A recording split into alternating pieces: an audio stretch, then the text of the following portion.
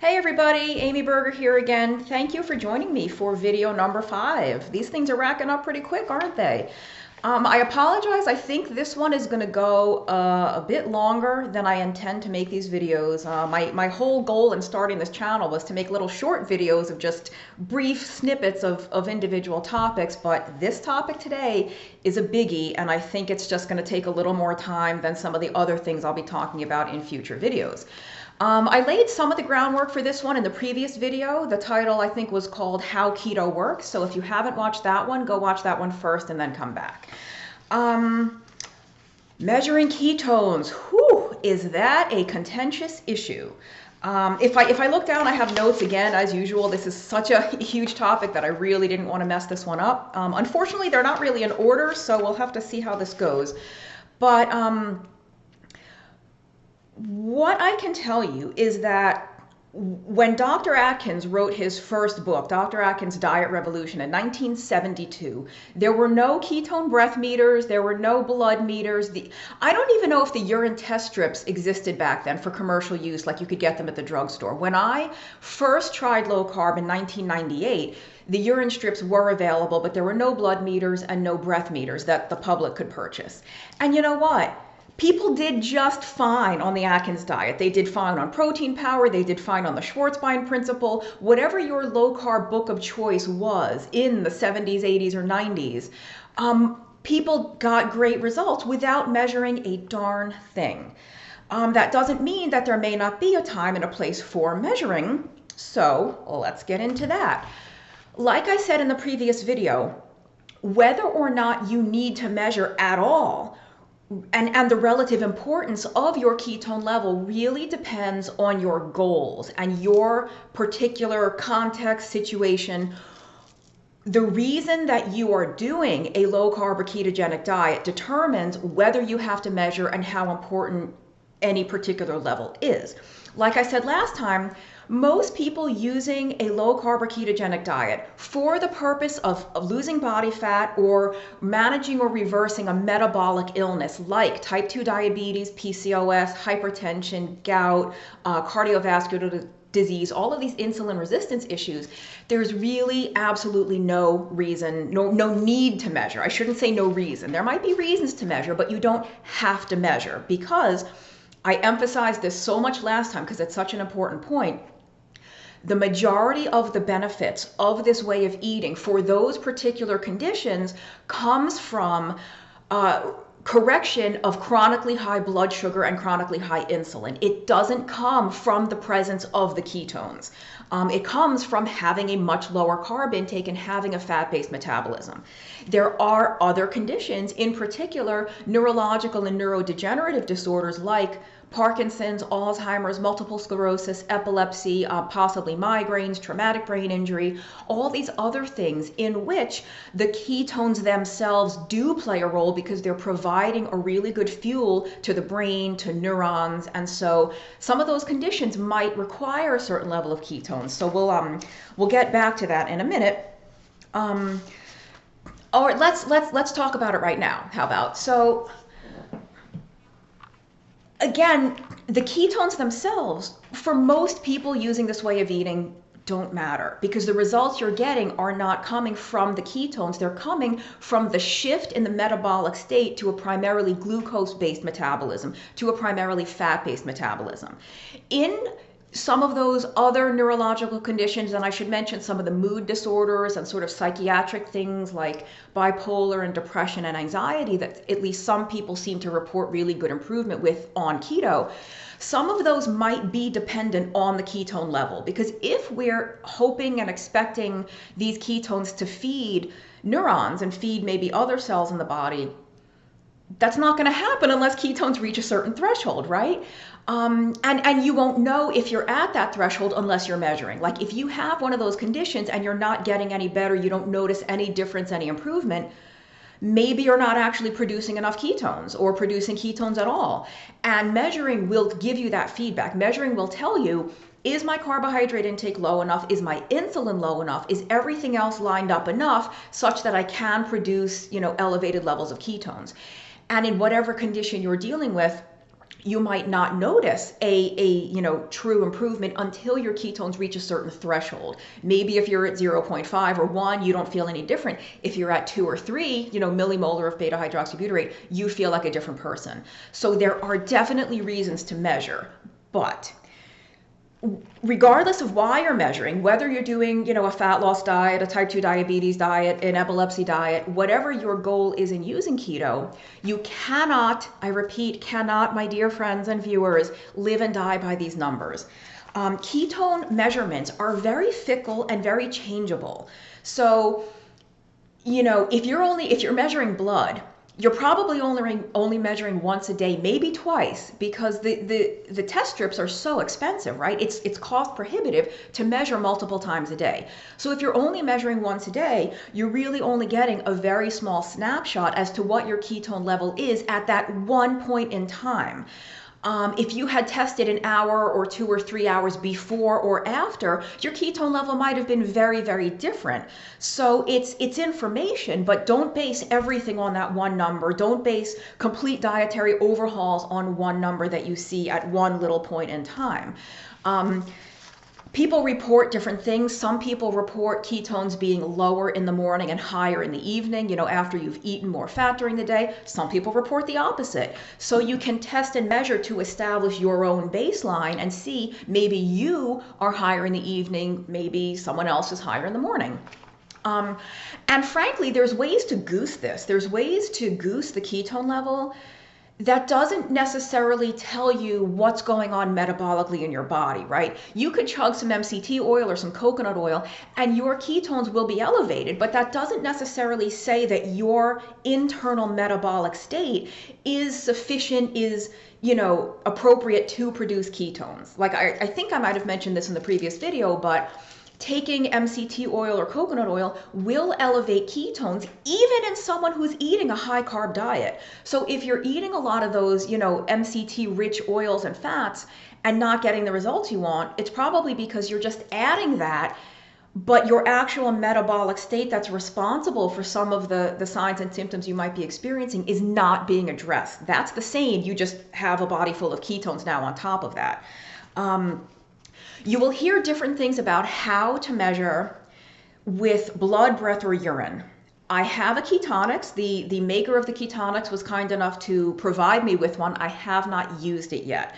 So I'm not really well versed in the breath ketone meters. So I'm going to kind of leave that for another video, maybe when I'm more educated in the breath ketone.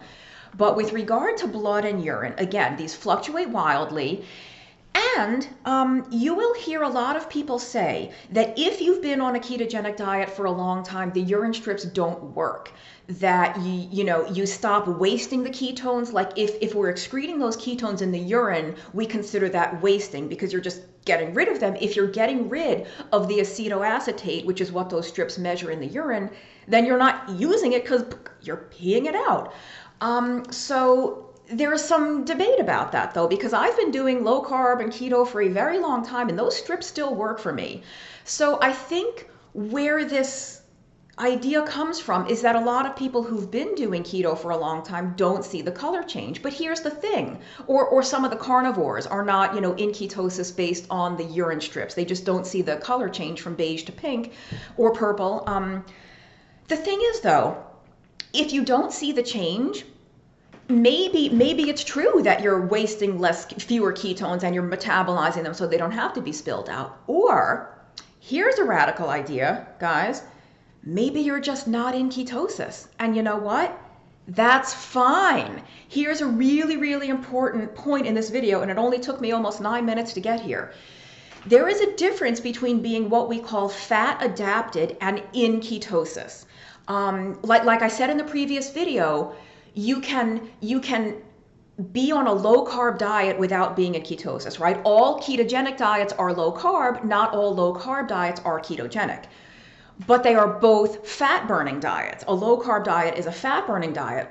So even if you don't see elevated ketones, whether we're talking about blood or urine or breath, it doesn't mean you're not still running on fat, That's such an important point. Please make sure you understand that. Just because you don't have elevated ketones doesn't mean you don't have a fat-based metabolism. It doesn't mean your blood glucose is 300. It doesn't mean your insulin is through the roof. It just means you're not producing ketones or a lot of ketones. And there's... If you look at a biochemistry textbook, and I haven't figured out how to put like images and graphics behind me in these videos, so I'll link to a blog post where I have an image of this. I'll put that in the pinned comment. But if you look at the biochemical pathway by which ketones are produced, textbooks will always say that ketones result from the incomplete oxidation of fatty acids, the incomplete burning of fats. It's almost like when you're burning a lot of fat at a high rate and other pieces of the biochemical puzzle that need to be in place to continue burning those fats are not there. Instead of fully metabolizing or completely burning those fats, they are shunted off toward making ketones. But if you are on a low-carb diet, your insulin is low, your glucose is low, and you do have enough of those other pieces in place to fully metabolize the fats, then you fully metabolize the fats. And we tend to forget, or maybe you never even knew, I hope this is, educational and helpful for some of you, that it's not a binary system. You're either burning glucose or you're burning ketones. It's not one or the other. There's several other substrates, the biggest one of which is fatty acids. When you're on a ketogenic diet, I don't care how high your ketone level is. I mean, talking about safe nutritional ketosis, not diabetic ketoacidosis levels, but within a safe physiologically normal ketosis, even if your ketone level is elevated, ketones are not the primary fuel for your body overall. There are a very, very few select cells in the body that don't have mitochondria, so they can't burn ketones or fat. Fats and ketones are both burned, oxidized in the mitochondria. Glucose can be burned outside the mitochondria in the other part of the cell, the cytosol, the just body of the cell. But, I just lost my train of thought. What was I going to say, guys? Yeah, so very, very select cells require glucose no matter how keto you are. They need glucose, which is, thank goodness we have gluconeogenesis, and I'll do another video on that sometime, but gluconeogenesis is not a bad thing. It keeps us alive when we're not eating any carbs. And the thing is, though, most of your body's cells will use fats. Your muscle cells will use fats, which is the largest part of your mass, is muscle tissue and organs and glands, and all this other tissue will use fats. The reason they will use fats is because there are certain other parts of the body, in particular the brain and the central nervous system, that aren't so great at using fats. It's not that they never use fats. I think I've heard that said, the brain doesn't metabolize fats. That's not exactly accurate. I don't want to geek out too much on that, but for the most part, the brain doesn't use much fat, and it doesn't use it very well. What it does use beautifully are ketones. So most of your fuel, most of your energy is coming from fat, whereas a select few are using glucose, and the brain will use ketones. So if you don't have high ketones, it doesn't mean that all the rest of your body isn't being fueled by fat. And the thing is, we're very fortunate in the 21st century that we have glucometers and ketone meters now, and breath and urine strips. What we don't have is a fatometer, right? There's no handheld device to prick your finger to see how many fatty acids you're burning, when that is providing the vast majority of energy on this diet. So I'm just really frustrated and discouraged by these, chit chatter on the interwebs that I see about people having wars over their ketone levels. Mine is higher than yours, or I'm doing X, Y, and Z. Why aren't my ketones so high? Or why is this person's high? And it's really variable. And truly, don't feel like you're doing something wrong if you don't have high ketones, because you might be humming along very, very well on fat. Let's see. Let's consult the notes here, guys. I don't want to forget anything. So I guess I'll go back to the point just to clarify the being fat adapted versus being in ketosis. You can be fat adapted even if you don't see elevated ketones in your blood, breath, or urine. And this is not a hard and fast rule, but in my personal experience and the experience of many people eating this way you can tell that you're fat adapted, regardless of what your ketone level is, the way you can tell that you're running happily on fat is that you don't get hangry, right? You don't get like false hunger and irritability from hypoglycemia. You can go many hours comfortably without eating. You have sharp thinking, good energy levels, maybe even all the other stuff we associate with this diet, clearer skin, no joint pain, all that kind of stuff, no matter what your ketone level is, because all that stuff is coming from the internal metabolism that is not necessarily generating high ketones. And remember, I think I mentioned this last time too, some people's bodies, especially younger people, especially athletic people, especially young athletic males, just tend to produce higher ketones than older people, higher ketones than women. So again, if you're not seeing beta hydroxybutyrate 3, 4, 5, it doesn't mean you're doing something wrong. And like I said, with the urine strips, you can goose them with coconut oil or MCT oil. You can goose that stuff with vinegar. I wrote a blog post a while back, a couple of years ago, on vinegar. Vinegar has some very surprising properties when it comes to lowering blood sugar and insulin. And Jason Fung has written a blog post about this too a long time ago. I notice, I love vinegar. I use vinegar a lot in my meals, and I do notice that when I use some vinegar, my urine ketones are much, much darker. And I don't test blood very often, so I haven't confirmed that with the blood, but my urine strips are definitely darker when I use vinegar, whether it's a homemade vinaigrette or sometimes I actually just do a shot of apple cider vinegar. So, seeing higher ketones or darker strips doesn't even really... Is it coming from your own body producing that, or is it coming from vinegar or coming from coconut oil? Let's see, did I forget anything? I guess let me just leave you with the message that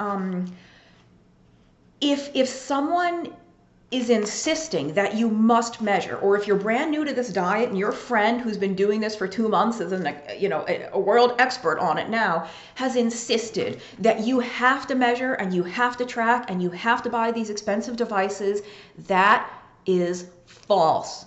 No, you don't require any of that. And I hope I've made it clear that that can be helpful. You can track, you can measure. Most people don't need to. If anything, I think tracking is fun just for like curiosity purposes and like shits and giggles, if I can swear on my internet channel. That's what we used to say when I was younger, that phrase, like just for fun, just to kind of see where you are. But I wouldn't make major shifts in things unless you understand how to interpret those numbers. So I'm not against people measuring. I'm against people measuring when they have not the slightest insight as to how ketogenesis works, how ketones are used. In fact, even for some of the neurological conditions and some of the psychiatric conditions where I said the absolute ketone level might be a factor, it might have a huge impact on whether or not you see any improvement. Even then, remember, when we measure blood ketones, we're measuring what's in the bloodstream. We're not measuring what's in the brain. We're not measuring what's getting into the brain, even though for the most part, brain uptake of ketones is directly proportional to the blood level, meaning the higher the ketone level in the blood, the more the brain will take them up. But there's some evidence, and I learned this through my Alzheimer's research. There is evidence that astrocytes and certain other cells in the brain do take up fats. Remember I said it's not true that the brain doesn't metabolize fats at all. Some cells in the brain do metabolize fats, whether it's the long chain fats or especially lauric acid, which is one of the, some people consider it a medium chain fat, some don't. It's a, if I remember right, it's a 14 carbon. Don't quote me on that. It might be 12. I think lauric acid is 14. Maybe it's 12. Now I feel bad and I can't look it up while I'm recording. The point is, astrocytes will take up lauric acid and metabolize it into ketones, which the astrocytes export for use by the neurons.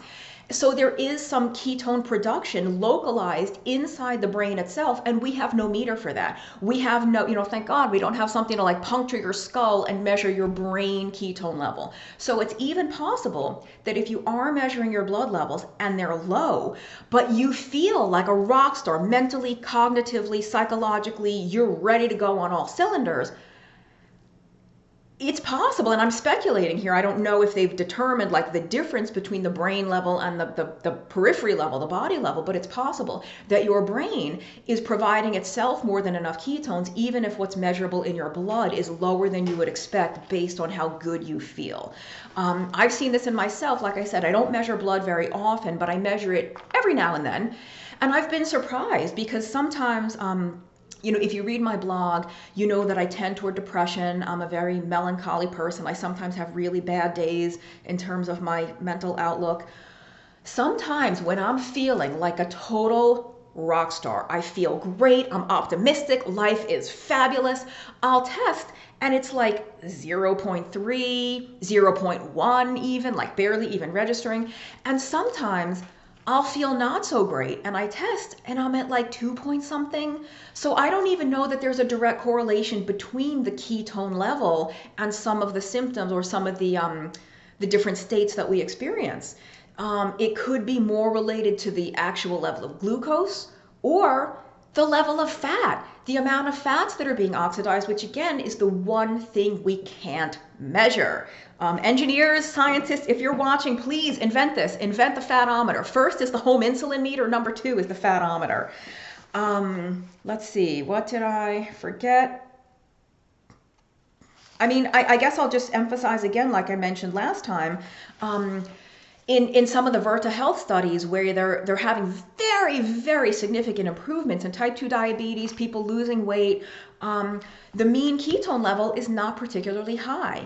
And more and more of the doctors and researchers that I follow are questioning, hey, maybe what we've said about the threshold for nutritional ketosis being 0.5 millimolar is not true. Maybe people don't need to be quite at that level. So like my friends at Ketogains say, chase results, not ketones. Do you want results or do you want high ketones? Because they're not the same thing, right? You can have one without the other. I'm going to stop rambling. I'm over 20 minutes now. I probably forgot to say some very, very important things, but let me repeat just because I really think it's that important. Just because you don't see high ketones doesn't mean you're not burning fat, doesn't mean you're not going to lose weight, doesn't mean your insulin isn't coming down. And for all the people that think you need to spend a fortune on these test strips and these meters and all this fancy stuff, if you have the budget for it, if you enjoy that stuff, do it. I'm not trying to tell you not to do it. I just want you to understand how to interpret the data that you see. But in my maybe not so humble opinion, you're probably better off putting those dollars or yen or pounds or euros or wherever you're watching this from, you're better off putting that money toward beef and pork and lamb and eggs and seafood and olive oil and whatever keto and low carb delicious foods you enjoy. Because that's what's going to get you the results, not that ketone meter. So I hope that is educational. Sorry this video went a little long. If you have ideas for topics that you would like me to talk about, feel free to send me an email to itnutrition@gmail.com. I've already heard from one person who suggested a topic that is a very good one. So I have ideas for plenty going forward, but if you have a specific thing that you want to hear me talk about, send me an email. And thanks for watching. If this is helpful, subscribe to the channel. Please share the link on your social media, especially if you're in Facebook groups or Reddit groups where this topic comes up and people are like, why is my ketone this? What am I doing wrong? Like, feel free to share this. And I hope it's helpful. Thanks a lot.